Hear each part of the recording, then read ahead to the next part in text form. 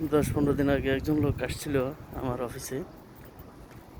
সে ওই যে একটা দল করতো আর কি, অন্য একটা দল করতো।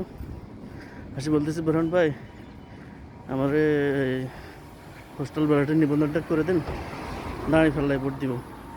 আমি বলতেছি কেন, আপনি হঠাৎ করে আপনার দলের সাথে বেইমানি করতেছেন কেন? বাইরে ওই দলের জন্য ভোট করছি, এখন এবার আমি ছুটিতে গেছি, যার পরে এখন আমার থেকে চাঁদা চাই পড়ছে, আমার থেকে চাঁদা চায়। কাকা তো স্ট্যান্ড মিস্ট্যান্ড অন্য দিকে করতো, এখন নিজ দলের প্রবাসী কর্মীরাও এখন নিরাপদ না। এদেরকে কোনোভাবেই এখন আর ভোট দেওয়া যাবে না। অনেক অনেক করছি এই দলের জন্য, কয়েকবার লেদাকাল থেকে এই দল করি। কয়েকবার আমি 2 বছর পরে ছুটিতে গেছি দেশে, আমার থেকে চাঁদা চাই বসে। ও কোথা থেকে নতুন নতুন 5 আগস্টের পরে কর্মী গজাইছে, কয়েকগুলো আমার থেকে চাঁদা চায়। এই দলের কোনোভাবে ভোট দেওয়া যাবে না।